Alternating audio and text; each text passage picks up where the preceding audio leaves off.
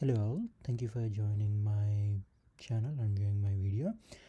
So today I'm going to talk about some of the basic concepts of cybersecurity, and in this video I'm going to talk about what is cybersecurity, why do we need cybersecurity, and some of the basic principles of cybersecurity, and actually where to start from. So many people want to get into the cybersecurity but they don't know what would be the right way or where to actually start from. So I'm gonna give some insights of where to start from and also where to learn from. And let's go ahead and start. So welcome to my YouTube channel. My name is Avi and this is my channel. Let's talk about me. So I have over 7+ years of experience in different cybersecurity domains, and I have worked on different projects and with different clients. So I've been in this field for the past more than 7+ years, and I have been teaching cybersecurity for a little over more than 2 years now.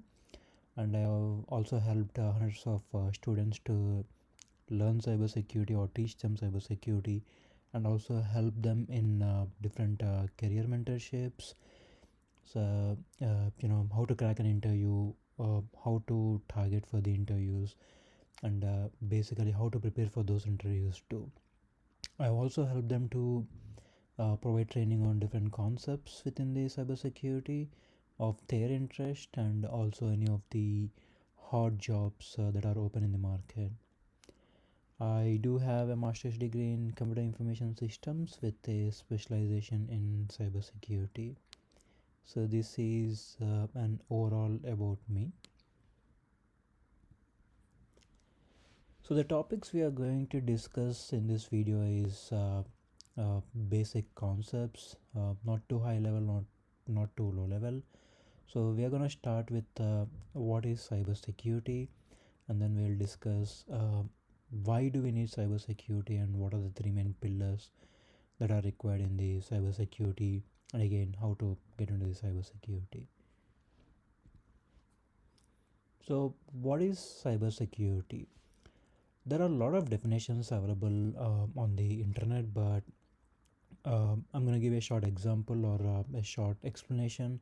So basically, cybersecurity is a practice of using different technologies, workflows, process, policies, and methods to defend malicious or unauthorized attacks on any of the application systems, data, networks, softwares that we are using in today's technology.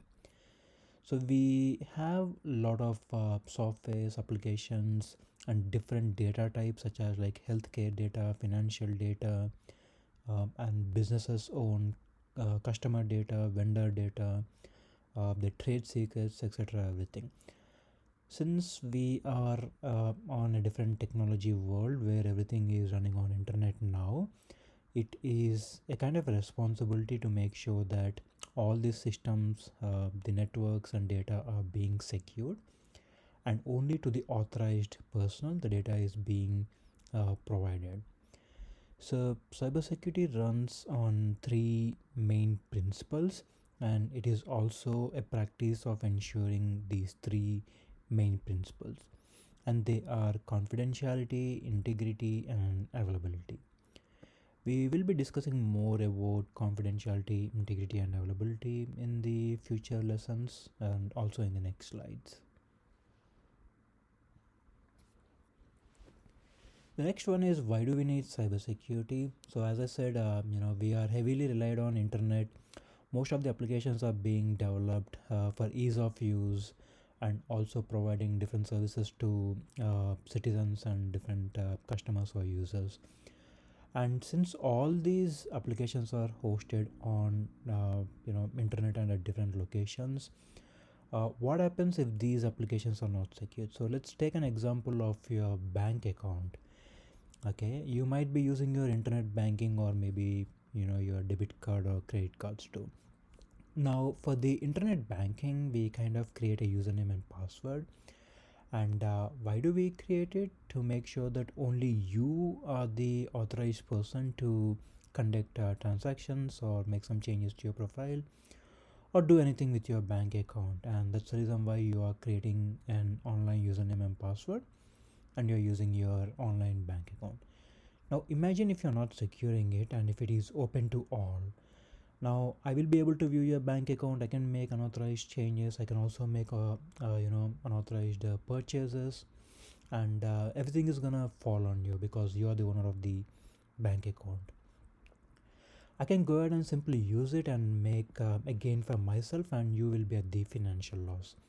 So in a similar way, when we are developing applications or any company is developing applications, they have to make sure that it is secure from different kind of malicious attacks.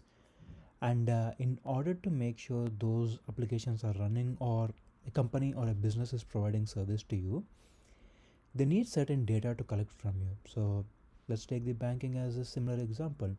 In order to provide a service to you, it might be any financial institutions or any bank companies. Now to uh, provide you any of these services, first of all they need to open an account for you, and in order to open an account you have to provide them all your basic information, which is also called as a personally identifiable information. In shortcut we call it as a PII, such as your name, your date of birth, your social security number, your email address, your address, and a couple of other identity documents. Now when you're providing these documents to the financial institutions, they are using these documents to open an account for you and providing services to you. Now what happens if the financial institution is not securing these documents? If I got access to these documents, I can steal them and I can use them to open fraudulent accounts on you, on your name, and I can use it for different malicious purpose. So that is the reason why the financial institution will secure your documents and make sure that only the company people and you should be having access to those documents. Why do the financial institution need access to those documents? Whenever they're connecting any business with you, they have to make sure that you are the actual person as described in those documents. So that's the reason why they will be having access to the documents. In shortcut, we can also call it as confidentiality, because only certain people is having access to your documents or to your information. Now this is one of the specific reason why we need cybersecurity. So the other purpose of why we need cybersecurity is also make sure that loss of different data or access is not gone.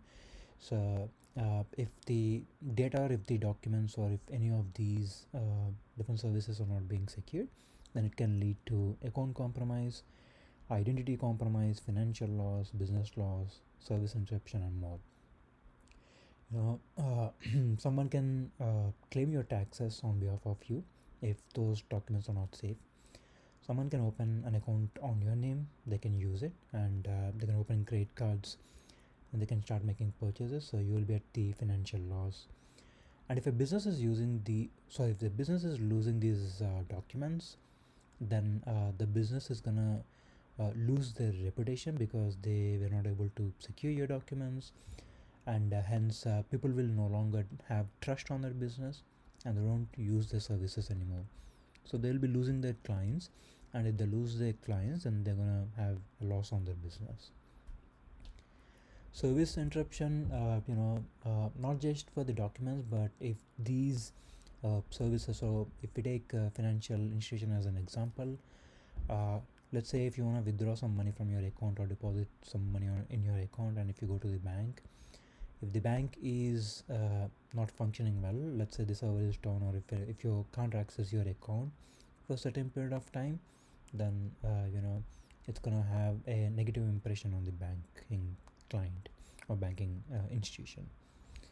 So service interruption is also one of the thing why we need cybersecurity, because whatever the services or whatever the applications servers that are being run in the background, they have to protect it so that they're always being uh, running or available whenever needed, and whatever the services are being provided. So that's the reason why we need cybersecurity. There are also a lot of different examples of why we need cybersecurity, but this is on top of my mind. We also discussed about the three main pillars, which is confidentiality, integrity, and availability. In shortcut, this is also called as a CIA triad. Don't get confused with the intelligence agency, but yeah, it's different with the intelligence agency. Uh, the cybersecurity practice is also ensuring or make sure that these three pillars are maintained and followed. Let's discuss more about these three main pillars. So, what is confidentiality? It is an effort to make sure that the data and the systems are always protected, and only authorized person is having access to the protected data. As I said, your financial institutions, whenever you are opening an account, only you and specific persons in the bank account or in the banking institution will be having access to your documents and information, so that they can provide you services for whatever you need. What is integrity? Integrity is a concept of making sure that whatever the data is presented at the beginning, it is not tampered or modified unauthorizedly. So let's say if you are sending a post mail to any of your family members requesting for financial support or any other documents. Now you have sent a postal email, or sorry, a postal document to their address. Uh, let's say you are requesting $100 as a loan from your family members, and you're sending a postal document or maybe an email document to them, or an email or a text message to them. Now, what happens at the receiver side if they are saying either $1, $10, or $1,000? Any amount that is uh, not related to whatever the amount you mentioned. So, how do people trust that whatever the message you send is maintained at an integrity level, or is it at a very distinguished level? So whenever you send any information to the people in the digital world, we also attached a digital signature to it, and we also provide an hashing signature to it. And when the end receiver uses or receive it, they'll cross verify whether the value is matching with whatever the value you have been provided. So the hash value cannot be modified. If I am making changes to your document, then the hash value will be modified because I am an unauthorized user. And if you are making any changes, then the hash value won't be modified because you are the authorized user. So it is a concept of making sure that the file is not tampered or modified. What is availability?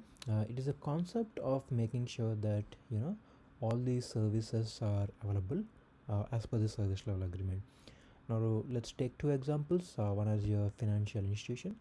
Uh, all the branches are open at a specific time frames. They're not open 24/7. They might be serving you from 8 a.m. to 5 p.m. as an example. Now, if you go to the bank at any of these time frames from 8 a.m. to 5 p.m., they will be able to provide you services. But if you want to go at 6 p.m. or 7 p.m., then they won't be able to provide you service because the institution is closed for the day. So as per the business service level agreements, if you want to do any in-person transactions, then you can come in between 8 a.m. to 5 p.m. But if you're coming out of these time frames, then they cannot help you at any cost because they're not open at the remaining times. Now let's take emergency services as second example. Some of the emergency services are 24/7 and 365 days. That means they are open at all the time frames. Now imagine if they were not able to provide services to at any specific time frame. It's a loss of services. That means loss of availability, and people cannot access the services or request any services. So same way, if I'm developing an application and if I want that application to be accessible or to be available for 24/7 to my customers, then at any cost I have to make sure that it is available. If my application is going down for any reason, then I have to notify my customers that my application is down and our team is working on restoring the services, and we will be letting you know when the services are back. So we will be applying some concepts to it to make sure that our services, our applications are available at whatever the service level agreements we are setting up, and in shortcut we call it as SLA. The next big question is how to get into the cybersecurity. Again, there are a lot of different sources available online nowadays. One of my good suggestion is to go with any of certification books. We have SSCP, which stands for System Security Certified Practitioner from the ISS Square organization. So there are a lot of books from different authors available on Amazon and as well as from the official website. So you can purchase the electronic copy of the ebook, or you can also purchase the direct hard book copy and start reading from it, and it will help you to understand the topics. There are also different books available, which is CompTIA Cybersecurity Plus and also CompTIA Security Plus. Again, you can purchase any of these books and start learning from it. If you start learning from these books, you'll get an understanding of different concepts in the cybersecurity. There are also different domains in the cybersecurity. So basically, cybersecurity is a main name, but within the main name, you have a lot of different subdomains in that, like application security, penetration testing, vulnerability management, security operations, endpoint security, different concepts. The second way is to view videos from different vendors and as well as YouTube channels. There are also entry level certifications available. You can also join boot camps that are available online. Some universities and some companies provide boot camps for 2 months or 3 months, and they'll also provide you basic level understanding of what is cybersecurity and where you can start from. For the entry level certifications, if you want to learn a very entry basics of cybersecurity, then you can go with Fortinet Network Security Expert level 1 and level 2 certifications. It's also free. You just need to register an account in the Fortinet vendor website, and there will be, I guess it's a 20 to 30-minute video for the NSC 1 certification. You have to view the certification, and at the end of the videos you have to attempt maybe a 10 or 15 questions, and then if you qualify with at least 80% of the correct answers, then you're gonna get the certification. Also, there's a paid certification available from Microsoft Certified Security Fundamentals. You can go to the Microsoft website, and I think there might be a free subscription available now. You can subscribe to the free subscription and start learning the concepts for the Microsoft Certified Security Fundamentals. There's also ISS Square Certified in Cybersecurity certification. This certification is free of cost to attempt, but in order to get this certification, I think you have to end up paying $199, I'm guessing. So $200 is not a very big amount to get this certification. There's also one other certification, ISACA Cybersecurity Fundamentals. You can also buy an ebook or buy a hard copy book of this certification content and go through the ebook or whatever the different topics provided, and then you're good to go and attempt the certification. Most of the certification requires a minimum of 70% plus, like a B or B plus grade, to qualify for the certifications. So make sure that you are attempting a lot of practice tests available in these books or also online. And if you feel that you are 100% ready, then go ahead and apply for these certifications. One other way is also watching my series of YouTube videos on my channel. I'm gonna post my channel link at the end of this slide, and I'm gonna attach this slide in the YouTube channel. So whenever you wanna watch my videos, you can subscribe to my channel, and whatever the documents I'm recommending and whatever the resources I'm recommending, I'll paste those links in the content.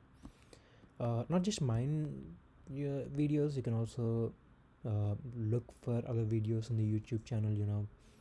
It's best to keep your eggs in different baskets. You can watch different videos on YouTube, and you can start learning from them. uh, whatever the videos you're liking, just save them so that if in future you want to view them, you can go ahead and view them. With saying that, I would like to say thank you for viewing my video and also showing interest in learning more about the cybersecurity from my side. This is just a beginning video. I will be posting a series of videos as a playlist in my channel. I'm gonna start talking about 7 different topics in the cybersecurity, and at any time if you have any questions, I'll also post my email so that you can send me an email, and I'll try my best to answer those questions. And thank you once again.